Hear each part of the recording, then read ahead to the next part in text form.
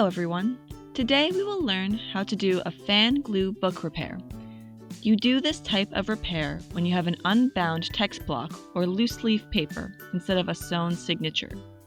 This will happen if the glue is flaking off the spine, there was moisture damage to the spine, if you wanted to digitize and rebind an existing book, or make your own binding from an existing digital copy. For this particular book, the spine has been damaged and the glue is old and flaking off the pages.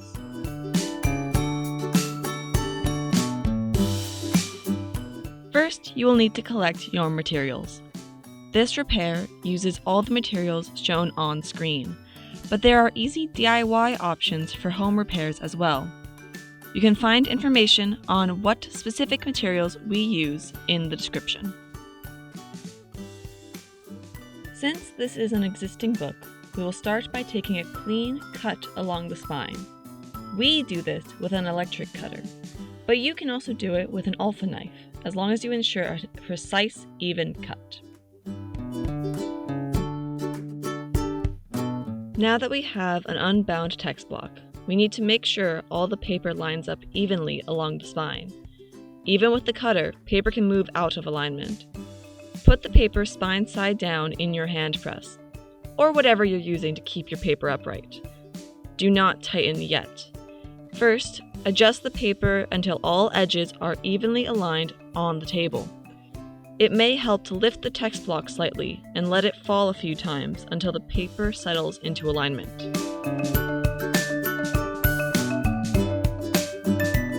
You can confirm alignment by checking your hand press on the bottom corners.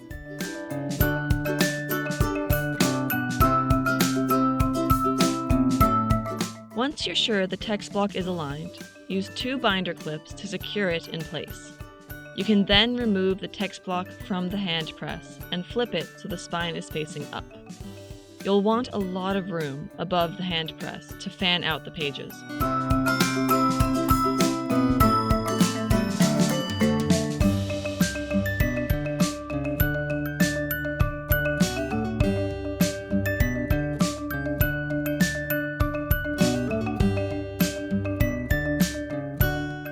Push the pages down and fan them out. The goal is to expose a slight edge on each page, increasing the surface area for the adhesive. Once the pages are evenly fanned, you can start gluing. Apply adhesive across the entire fanned edge, making sure each page edge is coated. The surface should appear evenly glossy, indicating full coverage between the sheets.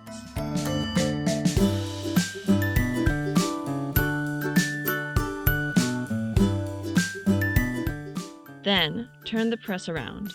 Fan the pages in the opposite direction and coat the other side.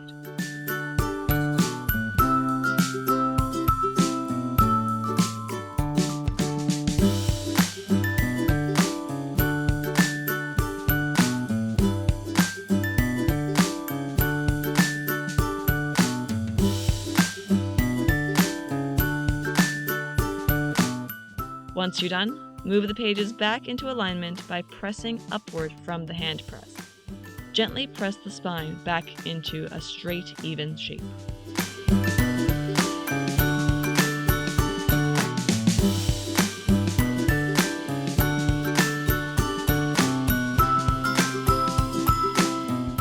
Clip the text block to keep it from shifting while the glue is wet.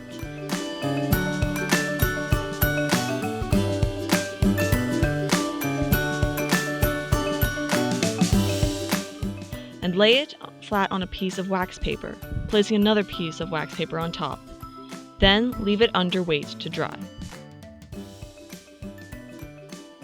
Be very careful that all the pages don't shift during this process. The spine should be perpendicular to the table. A common mistake is to allow the text block to lean while positioning it on the table or while applying weight.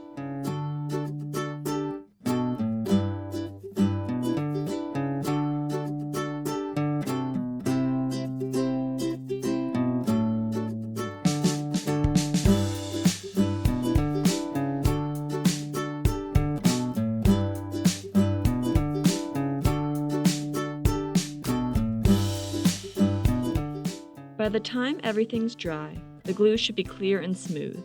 The pages should be secured while flipping through the text block and while pulling on individual pages.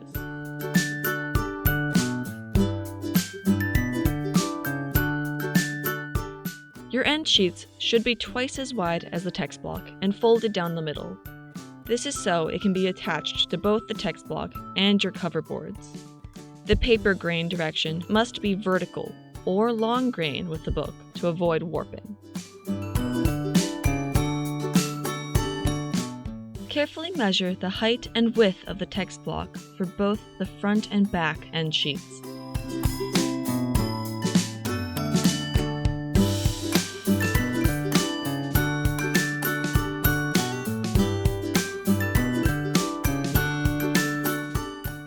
Cut the end sheets down to size.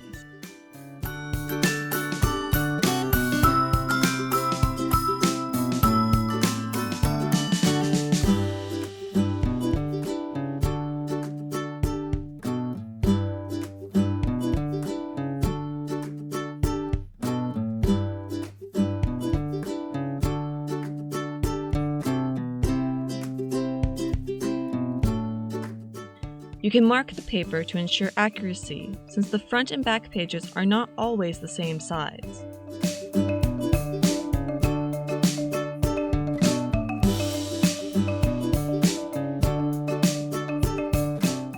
Now we will attach the end sheets.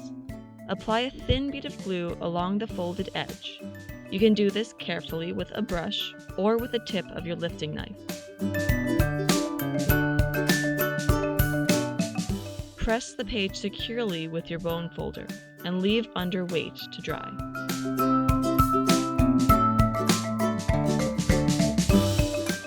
Next, we return the text block to its binding.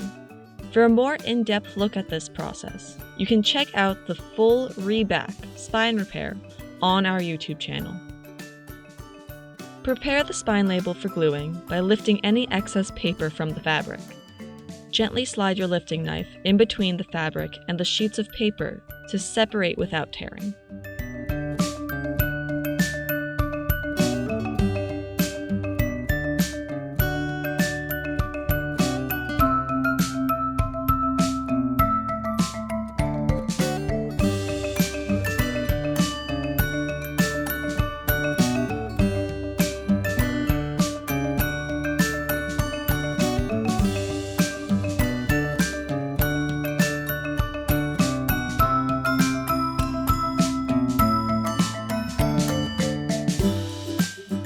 Once finished, you can trim the spine label so all edges are clean.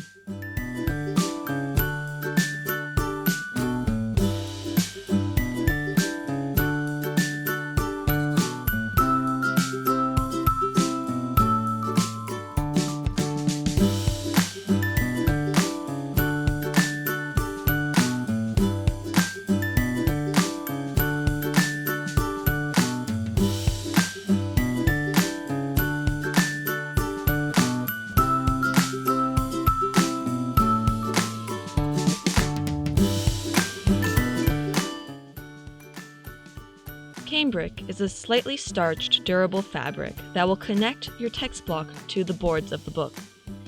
It should be cut to the height of the text block.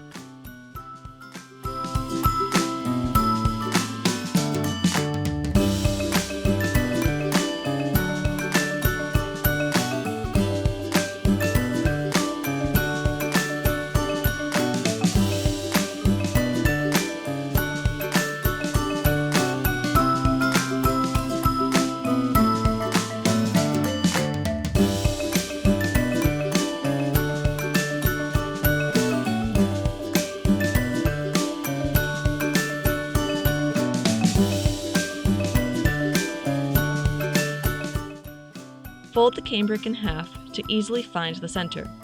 Then glue it to the spine, pressing with the bone folder and smoothing out any excess glue.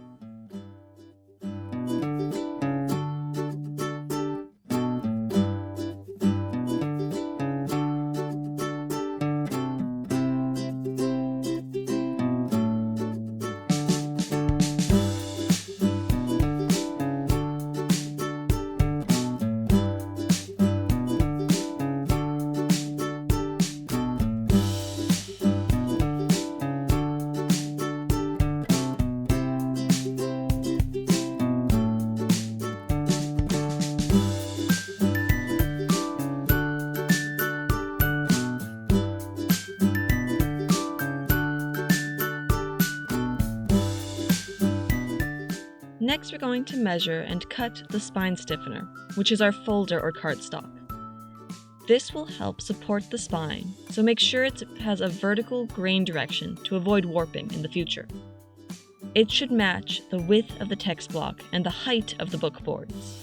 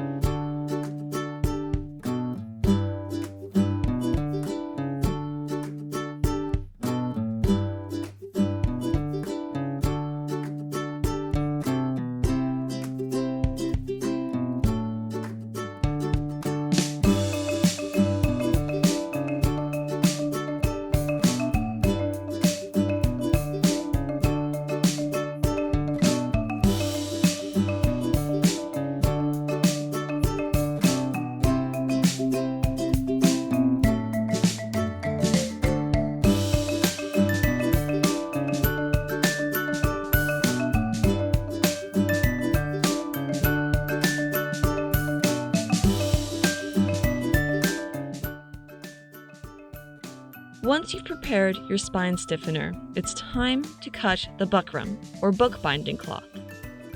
It should be about 3 to 4 inches wider than the spine stiffener, and 1.5 inches longer than the boards.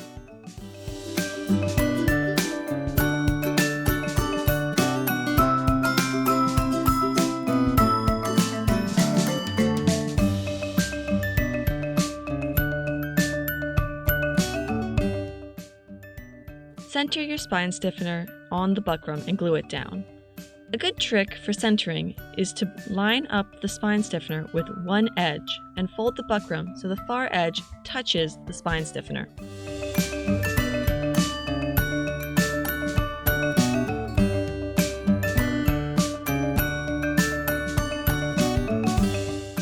Then repeat that on the other side.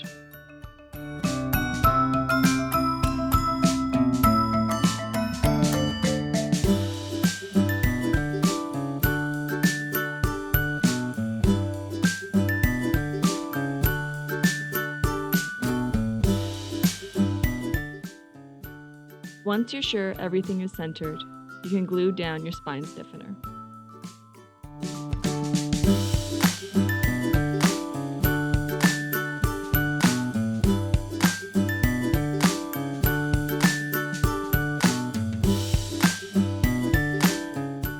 After you're done gluing, press everything out with your bone folder, being careful to push any excess glue out from under the spine stiffener to create a firm adhesive. Once dry, fold the buckram around the spine stiffener so the stiffener's length and width are visible from the opposite side. This will help you position the spine label accurately before attaching the buckram to the boards.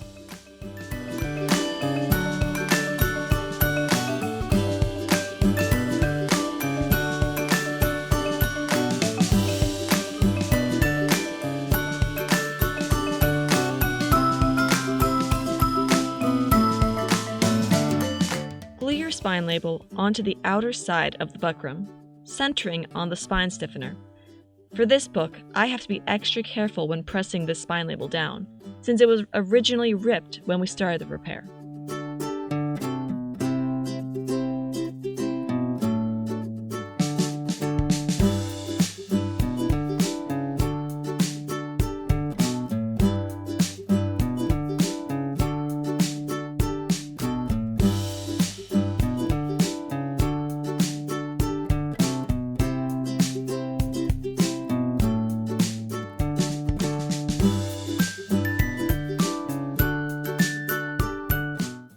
Once you're done, put everything under weight until the glue dries.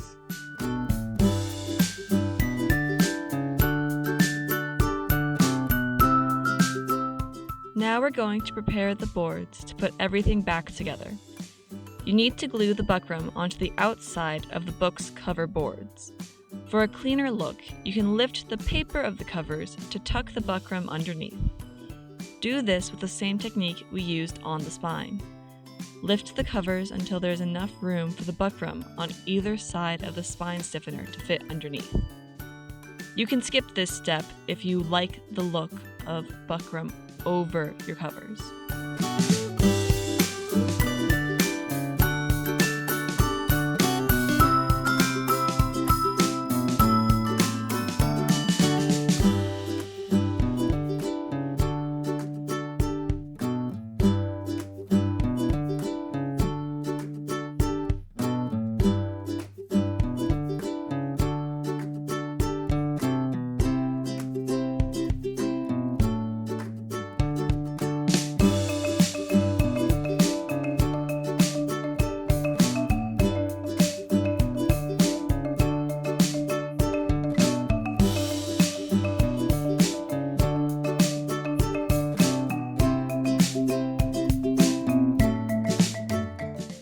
Line up your text block with the original end sheets.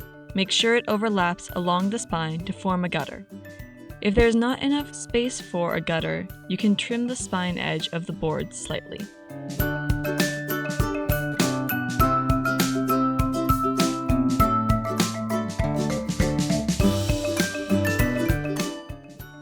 Once the text block is aligned on both sides, place the book in the hand press, spine side up. Then, glue the buckram to the boards. Do not glue down the spine stiffener. It should remain detached from the text block to ease opening.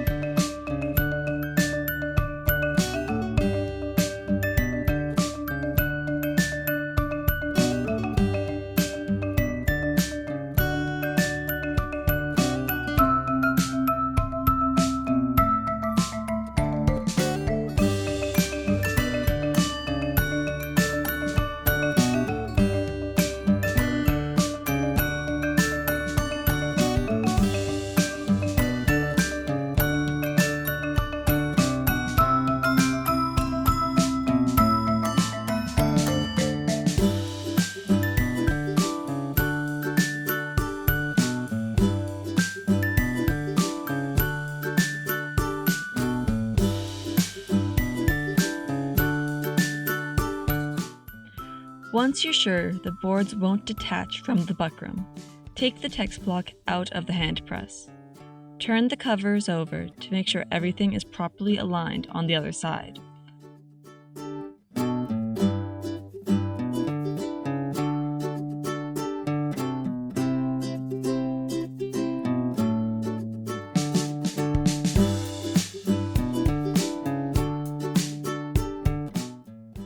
Once everything is even, firmly press the buckram to the boards with a bone folder. Then fold the excess buckram over the boards and glue them to the interior.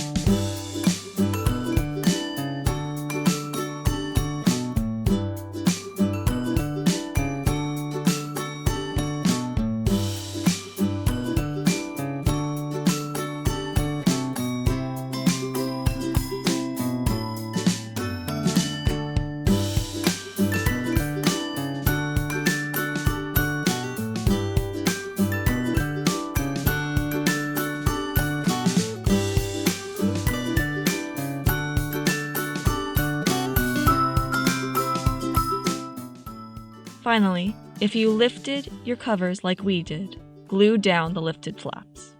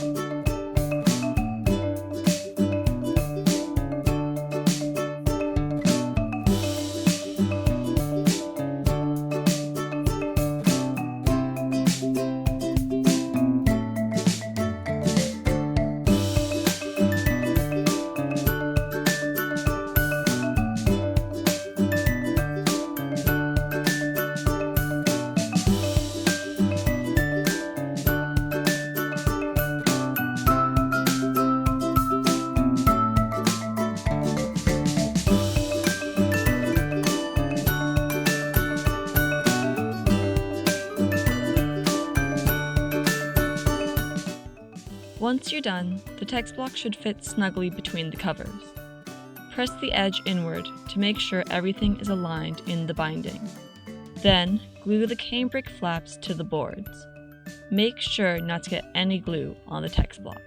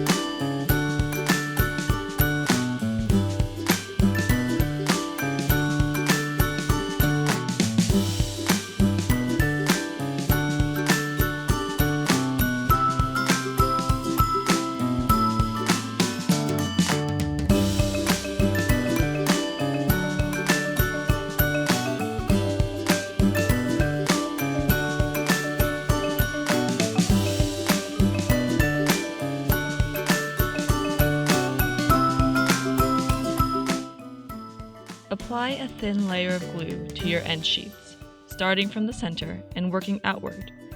Pay special attention to the edges and spine.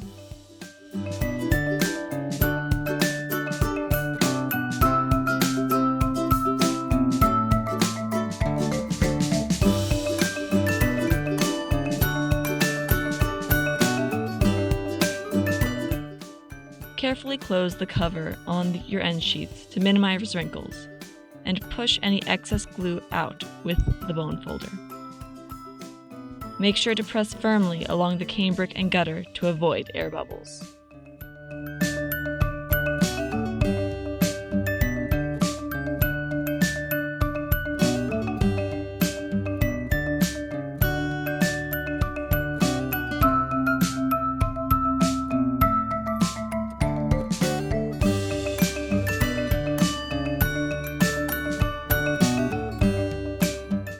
Here I am defining the edge of both the cambric and the folded over buckram. These are places where glue tends to hide, so it's smart to ensure a tight fit.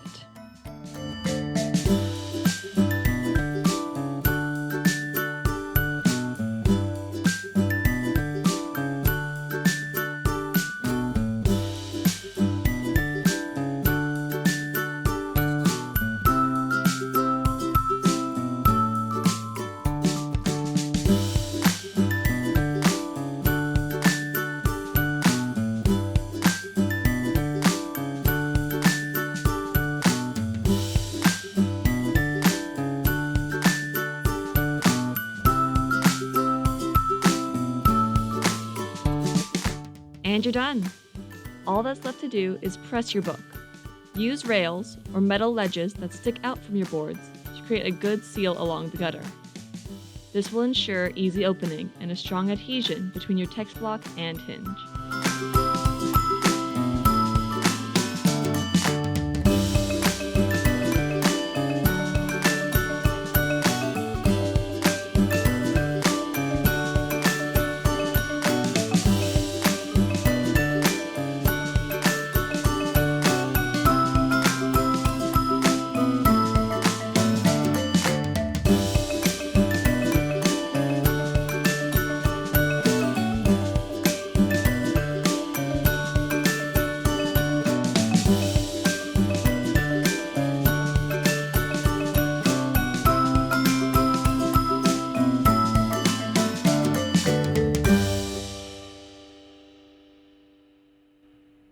And now, Let's see the finished book.